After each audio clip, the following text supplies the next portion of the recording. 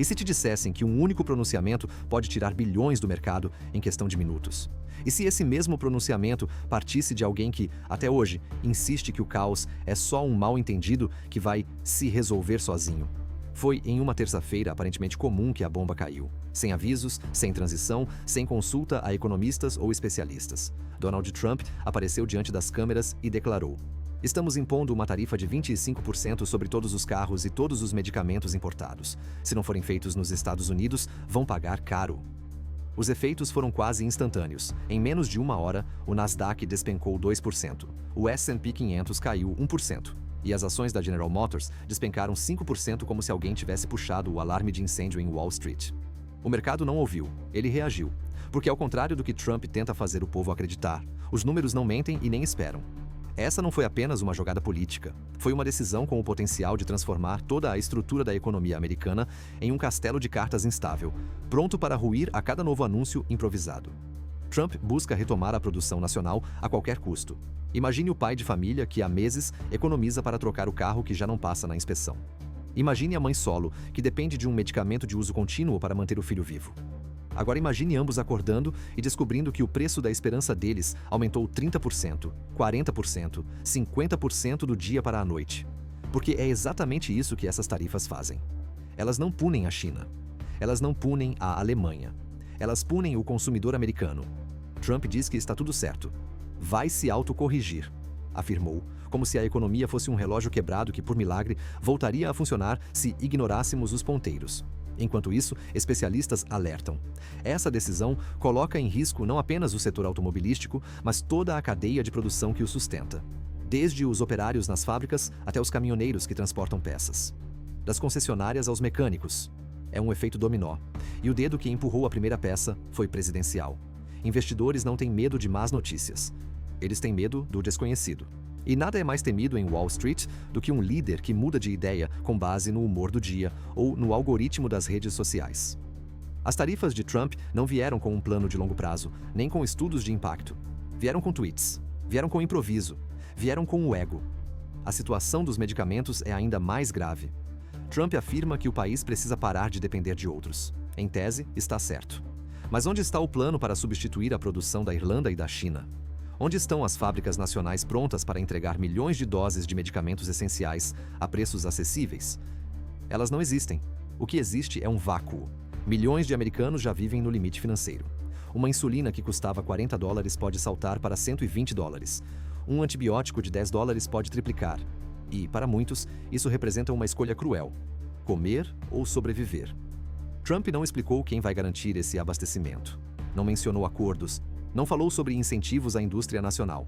Só apontou o dedo, ergueu a voz e declarou guerra econômica a parceiros comerciais e ao próprio povo. E aqui está o verdadeiro conflito. Trump diz que protege os americanos, mas suas ações atingem exatamente quem ele promete proteger. Os ricos não serão afetados por um aumento no preço dos remédios. Eles têm plano de saúde, eles têm acesso. Os grandes executivos não vão sofrer porque o carro que desejavam ficou mais caro. Eles compram à vista. Eles voam em jatinhos. É sobre o americano comum que estamos falando, sobre quem dirige para o trabalho, sobre quem depende de transporte público, que também será afetado pelo aumento nos custos de combustível e peças, sobre quem, ao abrir a carteira, encontra apenas o silêncio. E no meio disso tudo, um detalhe curioso. O discurso de Trump foi interrompido brevemente por um repórter que perguntou sobre os impactos nas famílias de baixa renda. Trump riu. Eles vão entender. É pelo bem do país. É aqui que mora o abismo. Porque quando o sofrimento é terceirizado, ele deixa de ser real para quem está no topo. Mesmo os aliados de Trump, grandes corporações, montadoras e redes de farmácias estão perplexos. Elas pedem revisão, apontam falhas. Algumas, inclusive, ameaçam reduzir postos de trabalho. Outras consideram desviar investimentos para o México, o Canadá ou mesmo a Europa. Ou seja, o plano de nacionalizar a produção corre o risco de ter o efeito contrário: desnacionalizar o investimento. E tudo isso acontece em meio a uma inflação que já vem subindo, a um custo de vida que pressiona e a uma instabilidade global sem precedentes. A política de tarifas, que deveria ser estratégica, se transforma em um jogo de dominó jogado por um jogador cego, com luvas de boxe e os olhos vendados. Se há uma lição na história econômica mundial, é esta: Crises não nascem do caos, elas nascem da arrogância. E quando um líder começa a acreditar que sabe mais do que todos os especialistas juntos, o colapso deixa de ser uma possibilidade e se torna uma certeza com prazo indefinido. Não estamos mais falando de carros, nem de índices da bolsa. Estamos falando de corpos reais, vidas reais, famílias que dependem de um comprimido para viver. E quando a saúde entra em cena, tudo muda. Porque não há planilha que salve uma vida interrompida por falta de remédio. O anúncio de Trump sobre as tarifas de 25% também atingiu os medicamentos importados. E para muita gente, isso soou abstrato, longe, técnico demais. Mas vamos traduzir isso em algo que você consiga sentir. Imagine a rotina de Sarah, uma mãe solo em Detroit. Ela acorda às 6 horas da manhã todos os dias, faz o café da filha de 7 anos, confere a mochila, a roupa, o tempo no celular e sai correndo para o hospital onde trabalha como auxiliar de enfermagem. Sarah não tem plano de saúde completo. Ela depende de descontos em farmácias para comprar os remédios da filha, que nasceu com uma condição respiratória crônica. Hoje, aquela bombinha que custava $42 passou para $77. Sarah não entende de geopolítica. Ela não sabe onde os remédios são fabricados. Ela só sabe que precisa daquilo na mochila da filha todos os dias. Agora Sarah tem que escolher entre pagar a conta de gás ou comprar o medicamento da filha. E isso, minha amiga, não é teoria. É o cotidiano de milhões. A grande maioria dos medicamentos consumidos nos Estados Unidos vem da China, da Índia, da Irlanda e da Alemanha. Países com cadeias industriais estruturadas, fábricas otimizadas e custos reduzidos. Trump afirma que vai trazer tudo isso de volta para os Estados Unidos. Mas o que ele não diz é quanto tempo isso levaria e quem vai pagar a conta nesse meio tempo. Não existe substituição instantânea quando se trata de saúde. Você não pode construir uma indústria farmacêutica inteira da noite para o dia enquanto a população adoece. Isso não é política industrial, é roleta russa com vidas humanas. Um outro exemplo. John, 68 anos, aposentado da construção civil, mora em Albuquerque. Teve um infarto no ano passado e precisa de 3 medicamentos diários. Seu orçamento mensal é de $1.450, sendo $980 só de aposentadoria. E o resto em pequenos trabalhos que ele ainda consegue fazer. Antes das tarifas, os 3 remédios saíam por $128 ao mês. Agora passaram de $200. John não culpa Trump de imediato. Ele não sabe se é culpa da farmácia, do plano, da inflação ou de algum burocrata invisível. Mas ele sente. Quantos Johns e Sarahs cabem dentro de uma decisão impensada de gabinete? Trump diz que está punindo a China, que está enfrentando os inimigos externos, mas o verdadeiro impacto está nas farmácias de bairro. Está no atendimento médico que recusa cobertura. Está nos prazos de entrega de medicamentos que, com as tarifas, começam a atrasar e a encarecer. Nenhuma fábrica foi inaugurada, nenhuma medida concreta foi tomada. Apenas promessas vagas e um tom de bravata que mais parece roteirizado para uma arena de UFC do que para a cadeira mais poderosa do planeta. A indústria farmacêutica dos Estados Unidos já passou por desastres. Lembra da crise dos opioides? Milhares morreram por ganância e omissão. Agora imagine uma crise ainda maior, onde o remédio não é veneno, é cura. Mas a cura está trancada atrás de uma tarifa de 25%. A classe média, que já vive pressionada com dívidas estudantis, aluguel, seguros obrigatórios e inflação, também está à beira do colapso. Um diagnóstico inesperado pode destruir uma vida financeira inteira. Lembra de quando saúde era considerada um bem básico? Agora virou produto de luxo. E o governo age como se o problema fosse temporário, como se a dor esperasse por um milagre de mercado. Trump fala com orgulho de que vai trazer a produção de volta para casa, mas não apresenta um cronograma. Não define metas, não oferece incentivos, só fala. Como se a repetição da promessa fosse suficiente para transformá-la em realidade. Mas a realidade é implacável. A Pfizer não vai realocar todas as suas operações da Europa para o Texas em 6 meses. A Merck não vai parar de importar insumos da Índia só porque Trump acha que os americanos vão dar conta. Sem planejamento, tudo isso é retórica vazia. E enquanto isso, os estoques diminuem, os preços sobem e as farmácias se tornam o novo campo de batalha do populismo. Mesmo diante disso, ainda existem milhões que acreditam que tudo isso é necessário, que o sofrimento é o preço da independência, que é preciso apertar o cinto agora para colher os frutos amanhã. Mas esse discurso só funciona quando você não é quem está deixando de comprar o antibiótico para a filha. O sistema de saúde dos Estados Unidos já era um dos mais caros do mundo. Agora, ele é também um dos mais imprevisíveis. E a tarifa de 25% sobre medicamentos não é só uma cifra, é uma sentença. Para alguns, de endividamento. Para outros, de dor. Para muitos, de morte. E isso não é exagero. É matemática básica. A cada dólar que um remédio aumenta, milhares deixam de comprá-lo. A cada dia de atraso na entrega de um antibiótico, milhares arriscam sequelas irreversíveis. A cada desinformação transmitida pela Casa Branca, uma nova incerteza se instala. Quem vai pagar por isso? Você que trabalha 10 horas por dia e ainda precisa contar moedas na farmácia. Você que vê o plano de saúde aumentar, o salário estagnar e a cesta básica encarecer. Você que começa a se perguntar: será que vale a pena continuar acreditando que isso é temporário? Talvez o ponto mais cruel de toda essa história seja a indiferença. A forma como a dor coletiva é tratada como ruído. Como se a vida das pessoas fosse apenas um obstáculo menor no caminho de um plano maior que ninguém sabe qual é. E enquanto isso, o povo continua adoecendo. Imagine o seguinte cenário. Você acorda, liga à TV e vê o presidente dos Estados Unidos dizendo que pode aliviar as tarifas contra a China se conseguir um acordo sobre o TikTok. Sim, TikTok. Não sobre remédios, nem sobre carros, nem sobre segurança nacional ou soberania econômica. Como foi que a política externa de uma das maiores potências do planeta se transformou em uma moeda de troca de curtidas, impulsos e impulsividades? Trump, ao ameaçar aliados históricos como o Canadá, o México e a União Europeia com tarifas severas, deu um passo ousado, mas não no sentido diplomático. Ele rompeu com a lógica. E a lógica, ainda que imperfeita, é a única coisa que sustenta a estabilidade entre nações. A quebra de padrão veio numa coletiva inesperada, quando, entre perguntas sobre a economia, Trump soltou casualmente: talvez a gente alivie as tarifas da China se eles colaborarem com a venda do TikTok. Pode ser interessante. TikTok, o mesmo aplicativo que ele acusou de espionagem, o mesmo que, segundo seu próprio governo, representava risco à segurança nacional. Agora, de repente, virou chip de barganha. Primeiro, demoniza-se o aplicativo. Depois, transforma-se o perigo em uma moeda útil, como se o risco desaparecesse com um aceno de cabeça. Essa mudança repentina, esse vai e vem de decisões, não é apenas confuso, é perigoso. Quando um país conduz sua política externa com base em improviso, sem consistência, ele não apenas perde respeito internacional, ele cria incerteza global. E a incerteza, como já vimos, tem preço.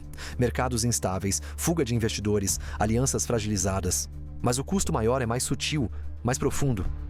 Você já parou para pensar no que acontece quando o país mais poderoso do mundo passa a tratar negociações internacionais como se estivesse em uma mesa de pôquer? Não há previsibilidade, não há coerência. Por exemplo, o México, historicamente um parceiro comercial crucial dos Estados Unidos, foi ameaçado com uma tarifa de 25% sobre seus veículos. Isso mesmo com acordos em vigor. O Canadá, parceiro de longa data e principal fornecedor de energia dos Estados Unidos, também entrou na mira. Enquanto isso, a China, vista até então como inimigo número 1, recebe propostas de alívio tarifário em troca de ajuda em uma transação tecnológica.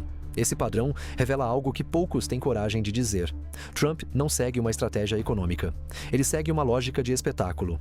Cada tarifa anunciada é um ato performático. Cada ameaça, uma jogada de palco. Cada negociação, uma chance de causar impacto nos noticiários da noite. Mas governar não é entreter, e o preço de confundir os dois pode ser devastador. E o mais intrigante: o caos é intencional. Há uma razão por trás da aparente incoerência. Porque um ambiente confuso favorece o controle. Quando tudo muda o tempo todo, quando os aliados viram adversários e os adversários viram parceiros, só uma coisa permanece constante: a figura no centro do palco. Trump, o protagonista. Trump, o imprevisível. Trump, o homem que dita o caos e colhe os holofotes. Pense nos pequenos empresários americanos que dependem de insumos importados. Eles acordam com a notícia de que o custo de seus produtos aumentou 25% da noite para o dia, não por conta de oferta e demanda, mas por decisão política. Eles planejam estoques, projeções, folha de pagamento e de repente tudo muda. Por quê? Porque o presidente decidiu punir um país por outro motivo e seu negócio se tornou dano colateral. Agora imagine um diplomata em Bruxelas ou um analista comercial em Tóquio tentando explicar aos seus governos o que exatamente os Estados Unidos pretendem. A resposta cada vez mais comum é: não sabemos, depende do humor do presidente. Isso não é só constrangedor, é desestabilizador. E o mais preocupante? Isso está deixando de ser um episódio isolado, está virando uma doutrina. Uma nova forma de conduzir a maior potência econômica do mundo com base em impulso, vaidade e improviso. Mas aqui vai uma quebra de expectativa. Apesar de tudo isso, Trump ainda mantém apoio significativo em várias camadas da população. Por quê? Porque no meio do caos há uma ilusão de ação, de força, de nacionalismo. Quando ele ataca outros países, muitos acreditam que está defendendo os interesses internos. Quando ele impõe tarifas, muitos acreditam que está botando ordem na casa. Mesmo que os efeitos disso sejam exatamente o oposto. Será que estamos tão desesperados por alguém que faça alguma coisa que aceitamos qualquer coisa como liderança? E se o objetivo nunca foi resolver, mas manter a tensão? Manter a crise viva, manter o inimigo externo em foco, manter a população em estado constante de alarme porque no medo é mais fácil controlar. Esse é o verdadeiro jogo. E enquanto todos olham para as tarifas, os preços e os acordos, poucos percebem o truque de mágica acontecendo diante dos nossos olhos. Porque enquanto se discute TikTok, tarifas e carros, programas sociais são cortados. Enquanto se finge uma guerra econômica com a China, os contratos bilionários com empresas como a Tesla continuam intactos. Enquanto se ameaça a União Europeia com sanções, se corta a verba de educação, saúde e segurança dentro dos próprios Estados Unidos. Por isso, se você sente que algo está fora do lugar, você não está só. E se esse vídeo está te fazendo pensar, compartilhe, espalhe, converse, inscreva-se no canal e ative as notificações, porque o que vem por aí vai te fazer repensar tudo o que você achava saber sobre a economia americana. E se te dissesse que os sinais de uma recessão já estão em todos os lugares, mas a maior parte da população ainda acredita que tudo está indo bem? E se o governo que deveria te proteger fosse, na verdade, o motor silencioso por trás da crise que se aproxima? Essa é a tempestade que ninguém quer admitir. Não porque não a veem, mas porque fingem que ela pode ser ignorada. O problema é que ela não vai embora só porque você fecha os olhos. Janeiro de 2025. Enquanto milhões ainda tentam se recuperar das festas de fim de ano e das dívidas acumuladas, o relatório do Atlanta Fed derruba o que restava de otimismo. O PIB americano entra oficialmente em terreno negativo. Minus 1,8%. Nas redes sociais, nos jornais e até entre os aliados mais fiéis, o assunto é evitado. Mas os números não perdoam e nem esperam. A economia americana, antes tida como a locomotiva do mundo, está perdendo velocidade, força e, pior, direção. E enquanto isso, Donald Trump sorri para as câmeras, repete que tudo está sob controle e promete que, em 2 anos, o país vai bater 1 trilhão em superávit comercial. E agora as prateleiras começam a ficar mais caras, os empregos mais raros, os boletos mais altos e a paciência mais curta. Durante o último trimestre de 2024, ainda sob Joe Biden, o crescimento foi de 2,3%. Os dados estavam lá, os analistas viram. Os investidores respiraram. Havia estabilidade, mas o mais assustador não é a queda. É o negacionismo. Em vez de admitir o óbvio, a nova retórica da Casa Branca gira em torno de culpados externos. A China está sabotando. O México não colabora. A Europa nos engana. E o povo, exausto, com medo, sem alternativas, começa a acreditar. Porque quando tudo dói, qualquer explicação parece melhor do que a verdade. A verdade é que nenhuma economia sobrevive ao improviso. Nenhuma sociedade aguenta viver sob tensão permanente. Nenhuma classe média resiste a ser tratada como dano colateral.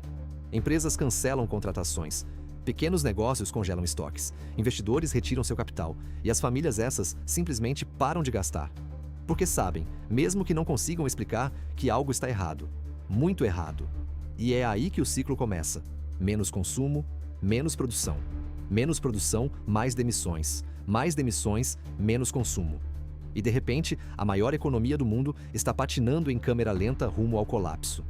Mas Trump parece não se importar. Na verdade, parece contar com isso. Porque quanto maior a crise, maior a sensação de urgência. E quanto maior a urgência, menor a tolerância a nuances. E quando não há tempo para pensar, as pessoas escolhem o rosto mais familiar, mesmo que ele esteja sorrindo enquanto tudo desmorona. Vamos falar de um termo que assombra qualquer economista: estagflação. Alta da inflação combinada com estagnação econômica. É o pior dos dois mundos. Tudo fica mais caro, mas ninguém tem dinheiro. Esse fantasma, que devastou os Estados Unidos nos anos 70, está de volta. E Trump age como se não o visse, ou pior, como se o tivesse convidado para o jantar. As tarifas, aquelas mesmas impostas para proteger os trabalhadores americanos, já estão elevando o custo de milhares de produtos, desde alimentos, remédios, combustíveis, até peças industriais e eletrônicos. Mas, ao mesmo tempo, os empregos estão sumindo. A resposta está no desequilíbrio, na falsa recuperação, no discurso político que tenta pintar de dourado um castelo feito de papelão. E aqui está o grande truque. Trump insiste que está limpando o sistema, que a dor é necessária, que tudo isso é parte de uma transição. Mas transição para onde? Qual o destino final desse trem desgovernado? Talvez para um novo ciclo de concentração de renda. Talvez para um sistema onde o Estado reduz ao máximo seus compromissos sociais e transfere tudo ao livre mercado, aquele mesmo mercado que, quando quebra, corre para pedir socorro ao Estado. E no meio desse jogo, quem perde? Você. Você que já sente no bolso, no mercado, na farmácia, no transporte, na escola do filho. Porque há uma diferença brutal entre crise e catástrofe. A crise é uma ferida aberta. A catástrofe é quando paramos de tratá-la. E nesse momento, o governo dos Estados Unidos não apenas parou de tratar, como despreza os sintomas. E para alguém que construiu sua carreira política em cima da imagem de vencedor, perder é inaceitável. Mas você não pode esperar. Você não pode apostar que alguém no topo vai acordar amanhã e decidir ouvir. A responsabilidade e o poder está nas mãos de quem sente, de quem vive isso todos os dias, de quem já entendeu que, se não fizermos barulho, o silêncio será interpretado como consentimento. A recessão não é apenas um número negativo no PIB, ela é o supermercado mais vazio, a geladeira com menos opções, o boleto que vence antes do salário, a consulta que é desmarcada, o sonho adiado. Ela é o medo. E se a maior ameaça ao futuro de uma nação não fosse a recessão, a inflação ou a crise energética, mas sim a crença cega em um homem que prometeu tudo e entregou apenas a si mesmo? Essa não é mais uma questão sobre economia, nem sobre tarifas, nem sobre políticas públicas. É uma questão de identidade, de memória, de manipulação. É sobre um país inteiro que está sendo ensinado a amar o seu próprio reflexo distorcido. Donald Trump está longe de ser apenas um político. Ele é, para milhões de americanos, um símbolo, um avatar de revolta. Um espelho onde os desiludidos se enxergam não como vítimas, mas como guerreiros. Mesmo agora, mesmo depois de 91 acusações criminais, de processos por fraude fiscal, evasão, abuso de poder, incitação à violência, Trump continua a liderar pesquisas em estados-chave. E isso nos obriga a perguntar: por quê? Por que um homem cercado por escândalos, falências e mentiras continua sendo visto como a única salvação? Michael Moore, cineasta e crítico feroz do trumpismo, oferece uma resposta desconcertante. Ele é o coquetel Molotov humano, a granada que o povo joga contra o sistema que os abandonou. E aí está a chave. Trump não é amado apesar de seus erros. Ele é amado por causa deles. Porque seus tropeços, suas palavras cruas, sua falta de filtro e seu desprezo pelas regras fazem dele um ícone de resistência para milhões de americanos que se sentem esquecidos, traídos, zombados. Trump não fala para a elite. Ele fala para o homem que perdeu o emprego, para a mulher que não conseguiu pagar o hospital, para o jovem que desistiu da faculdade. E quando ele grita: "A culpa é deles", a plateia grita de volta: "Finalmente alguém me ouviu". Em 2023, segundo uma pesquisa do Pew Research Center, 78% dos imigrantes se sentiram diretamente ofendidos pelas declarações de Trump. Declarações que incluíam frases como: "Eles não são imigrantes, são criminosos, estupradores, escória". E ainda assim, Trump manteve apoio, inclusive entre eleitores latinos e de origem asiática, em regiões do interior. Como isso é possível? Porque o discurso de Trump não fala apenas sobre o outro. Fala sobre nós contra eles, sobre pertencer, sobre ter voz, sobre atacar o sistema que sempre favoreceu os outros. Ele reescreveu a narrativa americana de inclusão e diversidade como uma história de traição e roubo. Mas a verdadeira revelação veio quando Michael Moore decidiu falar não sobre Trump, mas sobre o povo que o segue. A América falhou com essas pessoas. Elas perderam empregos, casas, dignidade e agora querem vingança, não justiça, vingança. É por isso que, mesmo quando Trump é processado, as doações para sua campanha disparam. Quando é condenado, seus comícios lotam. Quando é desmascarado, seus apoiadores o aplaudem com ainda mais força. Trump se tornou um símbolo do "foda-se", o dedo do meio erguido contra tudo o que falhou com eles: partidos, imprensa, instituições, promessas. Mas isso não o torna inocente, nem menos perigoso. Na verdade, o torna mais letal. Porque enquanto ele interpreta o papel do outsider rebelde, ele lucra como insider absoluto. Lembra das falências? Trump declarou falência 6 vezes. Trump Plaza, Trump Taj Mahal, Trump Shuttle. Um rastro de destruição que custou empregos, fechou portas e deixou investidores na ruína. Mas ele saiu ileso, porque ele sabia como manipular o sistema. E agora ele promete quebrar esse mesmo sistema, fingindo que não foi sempre parte dele. Em 2024, Trump vendeu tênis vermelhos com seu nome por $399. Nos primeiros 2 dias, 1.000 pares foram comprados. Mais de 40% foram devolvidos. Um fracasso comercial que se transformou, como tudo que Trump toca, em espetáculo. Ele culpou a mídia, os democratas, a indústria da moda infiltrada. E novamente seus seguidores disseram: "Estão tentando derrubar nosso presidente". Veja o padrão. Falência? Culpa dos bancos. Escândalo sexual? Culpa da mídia? Processo por fraude? Culpa dos juízes? Insurreição? Culpa do povo? Trump jamais erra, jamais assume, jamais recua. E isso, para uma população cansada de se sentir impotente, parece uma virtude. Será que essa arrogância mascarada de força não é, na verdade, a confissão mais clara de fraqueza? O perigo aqui não é só Trump. É o que ele representa. É a legitimação do culto à personalidade. É a ideia de que um homem pode substituir instituições, leis, limites. Em 2024, 71% dos americanos acreditavam que Trump nunca assume responsabilidade por nada. Mesmo assim, ele lidera. Isso não é política. É um espelho rachado onde cada um vê o que quer ver e ignora os cacos que cortam sua própria pele. E então surge a pergunta mais inquietante de todas. Será que ainda dá tempo? Será que ainda dá tempo de parar esse trem antes que ele descarrile completamente? Quando líderes transformam falhas em espetáculo, escândalos em capital político, dor em merchandising, quando milhões ignoram crimes porque acreditam que, pelo menos, ele faz alguma coisa, quando instituições tremem diante de aplausos, é porque a democracia está ficando sem ar. E se eu te dissesse que, enquanto o governo corta verbas de saúde, educação e assistência social bilionários estão lucrando milhões por dia com o seu dinheiro? E se o colapso que você sente na pele for exatamente o que sustenta o império dos que nunca precisam escolher entre remédio e comida? A verdade é brutal, mas é hora de encará-la. Você está financiando sua própria miséria. Nos bastidores de discursos inflamados sobre patriotismo, segurança e soberania, há uma engrenagem extremamente lucrativa funcionando a todo vapor. E o nome dessa engrenagem é Elon Musk, o magnata da Tesla, da SpaceX, da Starlink. O gênio celebridade, o visionário dos foguetes, o salvador tecnológico da humanidade, pelo menos na narrativa vendida à exaustão nas redes sociais.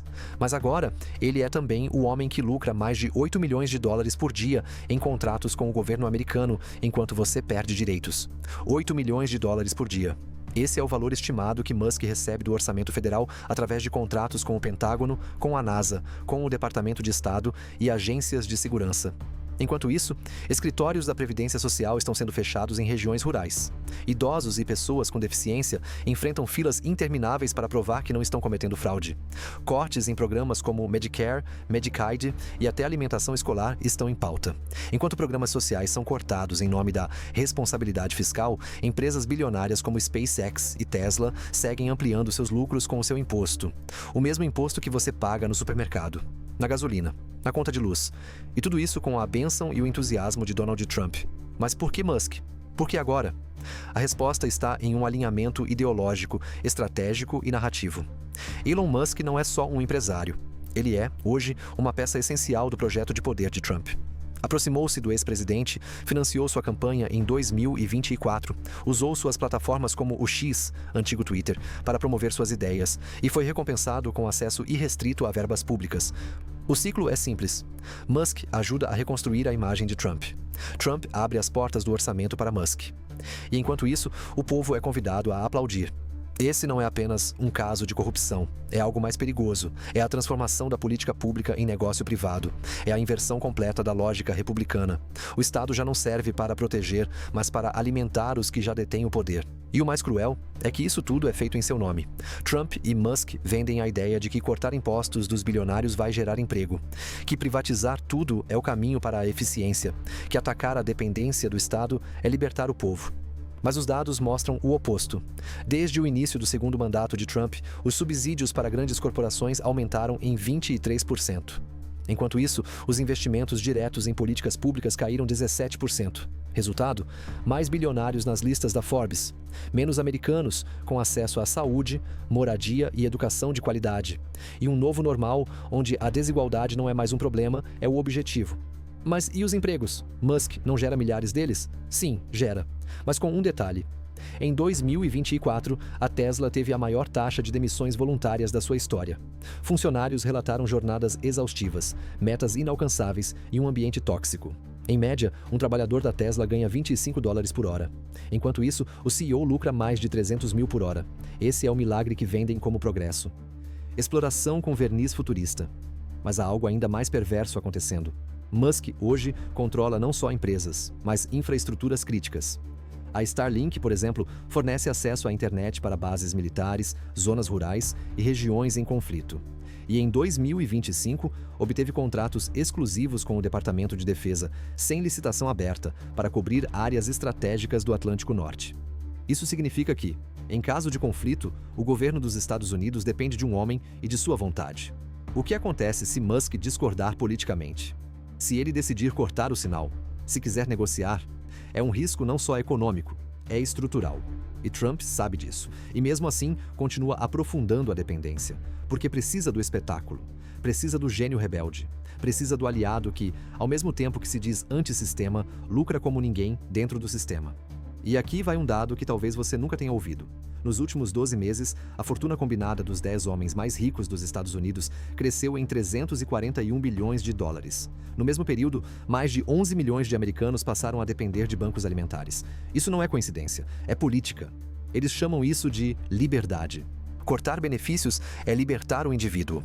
Desmontar programas sociais é estimular o mérito. Dar bilhões a Musk é inovação, mas no fim, é você quem paga. É você quem adoece, espera, falha e tenta enquanto eles acumulam. E se o seu país, o mesmo que jurou proteger os mais fracos, passasse a tratá-los como descartáveis? E se a dor virasse estatística e a compaixão fosse substituída por aplausos? E se tudo o que discutimos até agora, recessão, desigualdade, culto à personalidade, manipulação bilionária culminasse na institucionalização da crueldade?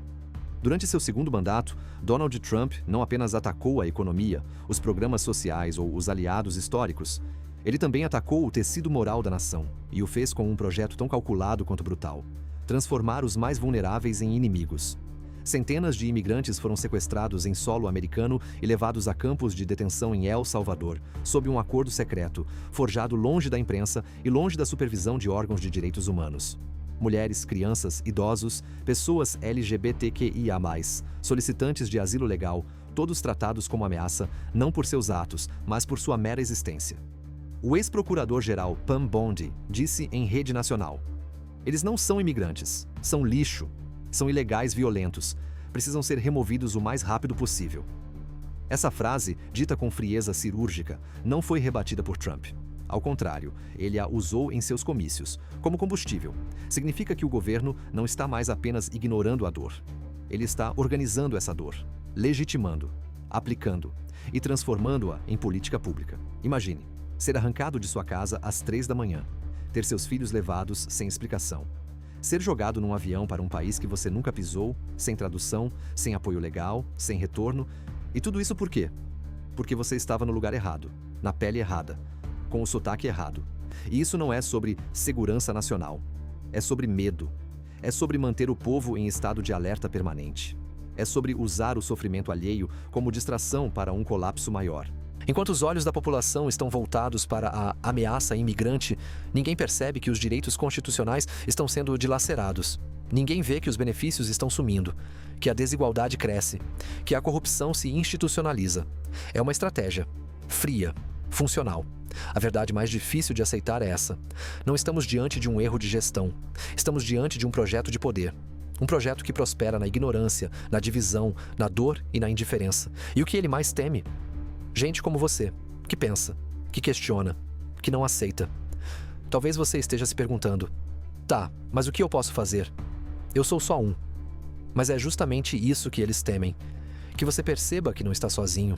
Que milhares estão sentindo as mesmas coisas, que milhões estão passando pelas mesmas dificuldades, que há uma força real e poderosa em transformar indignação em ação coletiva.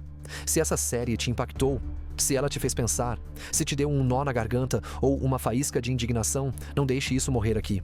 Se inscreva no canal, curta o vídeo, comente abaixo o que mais te chocou, compartilhe com quem precisa acordar. Obrigado. Obrigado por estar aqui, por ouvir, por sentir, por pensar. Nos vemos no próximo vídeo. Forte abraço. E continue com os olhos abertos.